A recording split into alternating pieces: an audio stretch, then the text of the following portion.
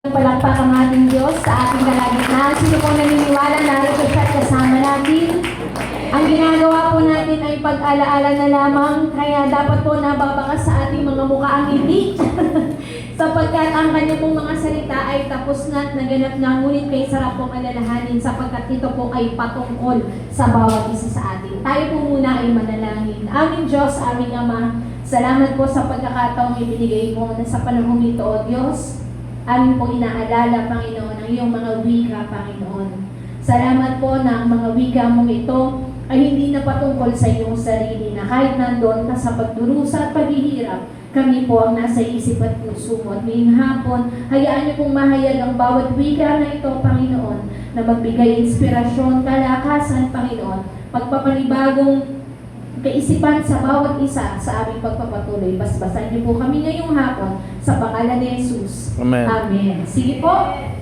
Salamat sa ating Panginoon. Ang kanya pong ikatlong wika, na kanya pong binanggit, ang sabi niya, Ginang, narito ang iyong anak. Anak, narito ang iyong ina. Isa po sa pinakamagandang wika ng ating Panginoon, ngunit sabi niya ay challenging na ibahagi. Ano kaya ang nais ng ating Panginoong iparating na sa gitna ng kanyang paghihirap ay naalaala niya ang kanyang ina? Sino po dito na buhay pa yung kanyang ina? Parapahan po natin ang Panginoon. At ang ating mga ina po ay buhay pa at kasama natin. Sa mga wala na po ay salamat din sa ating Panginoon dahil binigyan tayo ng instrumento para tayo ay lumabas sa mundong ito. Iniisip ko po habang binabasa kong mensaheng ito, para sa isang taong nahihirapan, para sa isang taong nasa pagdurusa, hindi nagawang kalimutan ng ating Panginoon na itagubilin si Maria. Alam naman po natin na si Maria ay kasangkapan lamang at hindi talaga tunay na ina. Ngunit kinailangan si Maria para maganap ang propesiya mula sa Old Testament para ang tagapagligtas ay magkatawang tao nga. Ngunit naniniwala tayo na siya ay hindi tao, siya ay nagkatawang tao lamang. Ngunit siya noon pa man ay Diyos. At malinaw kay Maria na siya mismo sa kanyang pagkapanganak, ito ay isang pribilehiyo. Tinawag nga siyang babaeng pinagpala sa lahat. Parang yung babaeng katabi mo, itinangi, pinagpala ng ating Panginoon. At kagaya ni Maria, siya ay napili ng ating Panginoon. Habang siya ay nakabayubay, nakita niya nasa kanyang paahan ang kanyang ina. Kaya ang sabi niya sa kanyang alagad, sabi niya, Gina, Maria, narito ang iyong anak. Anak, narito ang iyong ina. Ang tinutukoy niya pong mahal na alagad ay si Juan. Si Juan ng pagkakataon ngayon. At iniisip ko na para sa isang taong hirap na hirap, hindi pa rin nawala sa ating Panginoon yung pagmamahal niya. Ito nga daw po ay message of care and affection. Sino po dito kapag nasa paghihirap, ang iniisip mo ay makatanggap ng care and affection? Pero baliktad po ang ating Panginoon na nasa kabila siya ng paghihirap, ang kanya pa rin pag-aalala at pagmamahal ay hindi patungkol sa kanyang sarili, kung hindi patungkol sa iba, sa kanyang ina. Tatlong bagay po ang nakita ko dito na nais iparating sa atin ng Panginoon. Una, relationship. Ang ating Diyos po ay God of relationship. Please say the word relationship. Relationship. Ang gusto ng Diyos ay relasyon sa bawat isa sa atin at hindi niya kinalimutan ang kanyang relasyon bilang anak kay Maria. Bagamat si Maria ay kinasangkapan lamang, ngunit hindi niya kinalimutan itagubilin ang kanyang ina. Kaya sabi niya, Ginang, narito ang iyong anak. Iniisip ko, yung nandun din ang mga kapatid ni Jesus sa laman po Naandun din, nakamasin. Ngunit bakit hindi niya doon itinagubilin? Sabi nga ng salita ng ating Panginoon, ang aking magulang at mga kapatid ay ang gumaganap at sumusunod sa aking mga salita. At ang bawat isa po sa atin na nakikinig ngayon at nagsasagawa ng kanyang mga salita ay itinuturing niyang pamilya o kamag-anak. Sino po dito thankful ka? Meron kang biological family. Di man sila Kagaya ng iba, hindi man sasabihin na kasing sagana ng iba, ngunit ang bawat isa po sa atin ay binigyan ng pagkakataong makaranas na magkaroon ng biological family. May mga pinagmulan po tayo. And the Lord wants relationship. Huwag po natin kalimutan, regardless of our situation, ang gusto ng Diyos is yung relationship, huwag mawawala. Unang-una sa pamilya. Our family is our first ministry.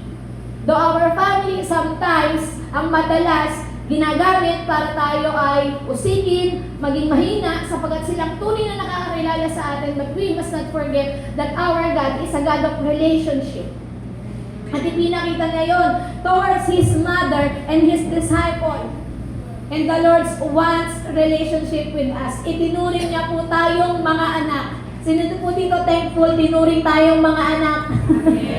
At hindi niya tayo sa isang tabi. Sabi nga, tayo daw po ay mga hintil, itinugtong lamang, ngunit hindi ganun ang pagtingin sa atin ng Panginoon. He wants relationship with us. That's why He sent His Son, Jesus. Pangalawa, it is a message of responsibility. Na ang bawat isa sa atin, nung tayo iniligtas, inaring ganap, inaring kanyang anak, ay mayroon din po tayong responsibilidad na dapat nating gampanan. Iniisip ko, I know it's not a coincidence na nandun si Juan, sapagkat naniniwala ako na yung tiwala niya sa kanyang disipulong si Juan ay ganun na lamang. At kagaya po ninyo, kagaya po natin, ang tayo po ay pinagkatiwalaan ng Diyos. Ano po ang pinagkatiwala sa atin ng Diyos? Una, yung family natin, it is entrusted for us by God. Bakit ba ako nasa pamilyang to? Hindi na nagkamali ng pamilyang pinagisnan. Diyan tayo inilagay sapagkat yan ang pamilyang pinaglagyan sa atin ng ating Panginoon. At bilang magulang, bilang anak, nandun yung tiwala ng Diyos for us. Yung responsibility natin, wag po natin kakalimutan. Kung anak tayo, magpakaanak po tayo regardless kung sinong mga magulang natin. At kung magulang po tayo, maging mabuti po tayong magulang regardless kung sino po mga naging anak po natin. And yung responsibility po na binigay ng Lord kay Juan na after po nung verse na yon, kapag binasa mo, after nung mapako si Jesus, isinama na ni Juan si Maria sa kanyang tahanan.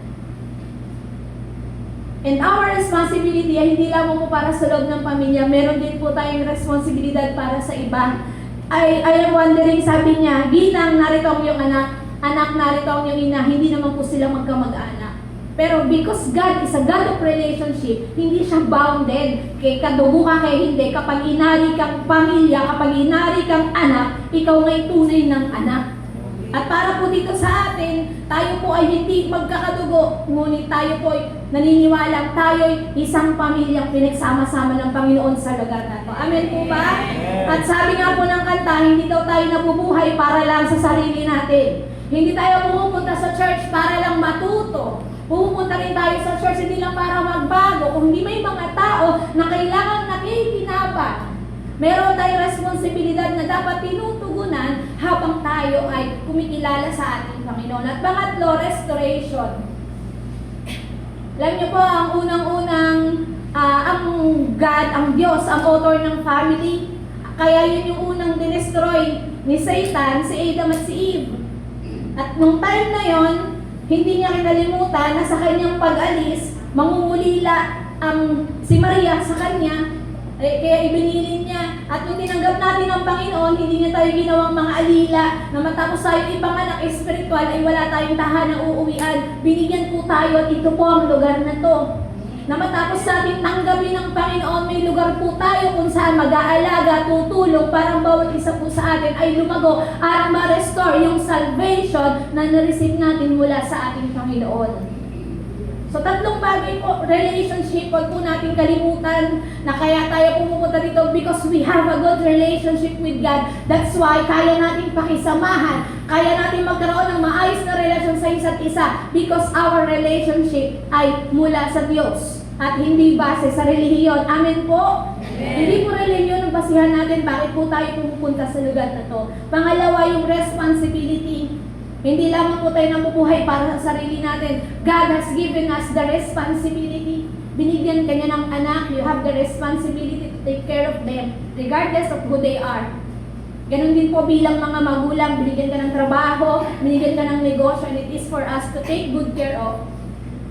Kaya naniniwala ko nung itinatagubilin nga si Maria kay Juan, he know that John is capable of taking care of his mother.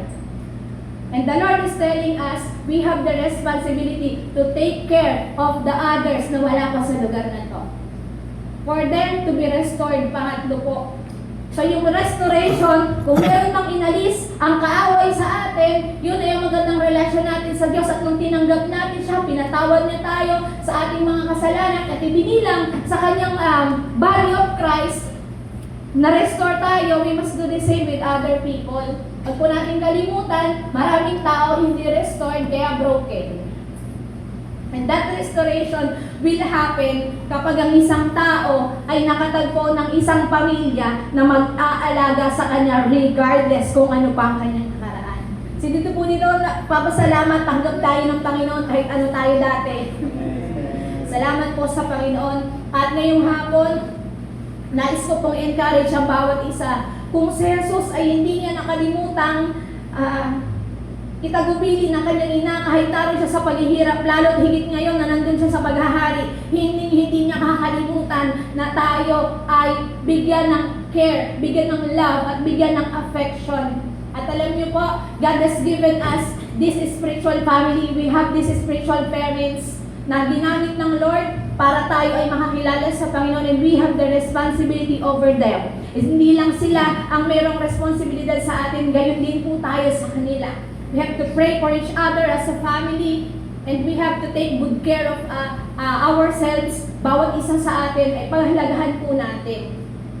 At naniniwala po ako na na-relieve si Mary in that moment na though alam naman niya it will happen, pero para sa kanya, di ba, yung sanggol na inalagaan mo, though alam mo yung mangyayari, wala kasing sakit yung relasyon ng ina sa anak. Kasi sabi nga nila, yun daw nanay, karugtong ng bituka mo yung anak mo.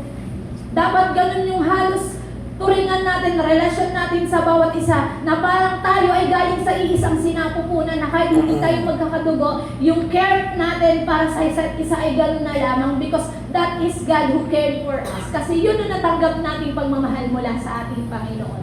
Kaya bago po ako magtapos, nais ko pong iwanan sa inyo ang mensahe, kung hindi nga nalimutan ni Jesus, iparamdam yung affection, kahit nasa ganun siyang sitwasyon, pagmamahal sa kanyang disipulo at sa kanyang mga anak, lalo't hindi niya po kakayanin kalimutan, iparamdam sa atin ang mga bagay na yun, lalo't siya'y naroon sa paghahari sa kalangitan. Sino po dito excited na ang Lord ay binil tayo for relationship? He has built us for responsibility, and He wants the restoration to happen in us. At madatnan niya po tayo magkakasama sa loob ng pamilyang ito. Kaya pwede po mapakisabi sa katabi mo, buti na lang. Kapatid kita sa Panginoon. Sige po, hindi po natin sila kilala. Galing po tayo sa iba't ibang pamilya, iba-iba tayo ng itsura, pero meron tayong isang Ama na nagbuklod sa bawat isa po sa atin at nagbigay ng pag-ibig sa atin, kaya naman tayo ngayon ay natututong umibig sa isa't isa. And this third word of Jesus encourages us that family must be in our hearts. Na kahit nag-ministry tayo, family must not left behind. Na hindi din naman puro pamilya, kailangan din naman natin ang ibang taong tulungan. So it must be balanced. At alam ko po na ang Diyos ay masaya na ang bawat isa po sa atin ay bahagi ng kanyang katawan. Tayo po'y manalangin. Panginoon, marami pong salamat. Thank you, Lord, for giving us a biological family wherein, Lord, yun ang nakalis na namin. Salamat po sa mga magulang na mayroon kami. Ito po'y galing sa iyo. Lord, we also thank you for the spiritual family, Panginoon, na binigay mo sa amin. And we know, Lord, na kung paano namin naranasan yung pag-ibig mo, turuan mo din po kami, Panginoon, na yung responsibility, Panginoon, ay binigay mo sa amin para sa ibang tao, Panginoon, ay magawa din po namin. At salamat po, Panginoon, na yung pag-ibig mo, pagkalinga mo, Panginoon, ay sapat at aming nararanasan. Salamat po, Panginoon, sa aming spiritual family. Patuloy mo po kaming tulungan, Panginoon. Patuloy mo kaming bigkisin, Panginoon. Patuloy mo kaming buuin ng iyong pag-ibig. Sa hapong ito, wala pong ibang madakila, tanging ikaw, sa pangalan ni Jesus. Amen. Palakpakan po natin ang Panginoon. Ikaapat na wika.